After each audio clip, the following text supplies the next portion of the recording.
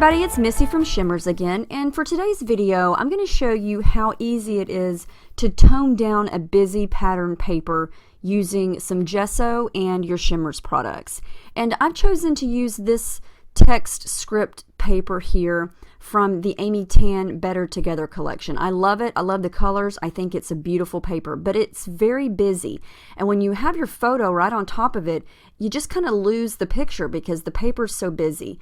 But what if you still want to use it, but you just don't know what to do with it? Well, I'm going to show you how you can create a mixed media background using this paper. So take some white gesso, and I've already added one coat, and I'm just using a credit card to smudge it around.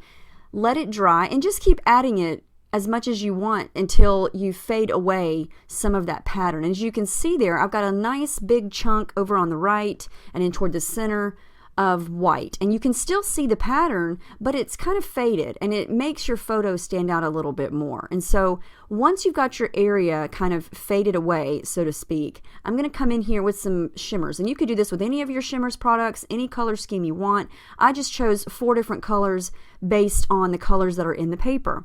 This is Pink Vibes. It's called Sweetheart, and it's got some shimmer to it. I just sprayed it down, used the plastic to smudge it around, and you see that beautiful shape that it created.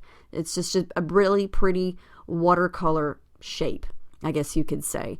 So I dried that, and now I'm going to come in with a different product. This is the Aqua Hues in Rockin' Robin, and it's going to echo that really pretty dark blue color.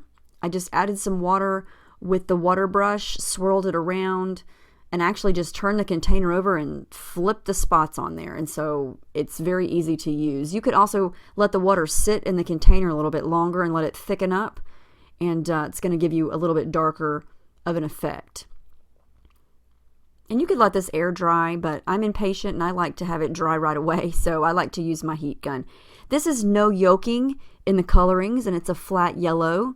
And again, I just sprayed it on. And this is really, there's no right or wrong way to do this. You can't go wrong with the plastic packaging and the water brush and paint brushes because it's supposed to look messy and it's supposed to look abstract. And so this is an easy way to do that. And you can already tell that the words in the background are kind of taking a back seat because the colors that I'm using are creating a nice solid base for my picture. And you can see I've got some flat color and some shimmer going there.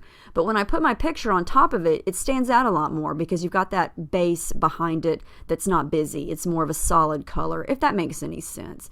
It looks fine the way it is, I think. I like to add a little bit more. So I'm going to come in and add a couple more splatters of the blue. And then I'm going to echo that really pretty reddish orange color, and it's colorings and My Bleeding Heart is what I'm going to add there. And I'm just going to add some splatters to it and call it a day. And I think this is a great start to a layout. It's going to take away some of that busyness in the background, and you could use a color photo, you could use a black and white photo, whichever you choose. It just tones down the paper. So thanks for joining us today.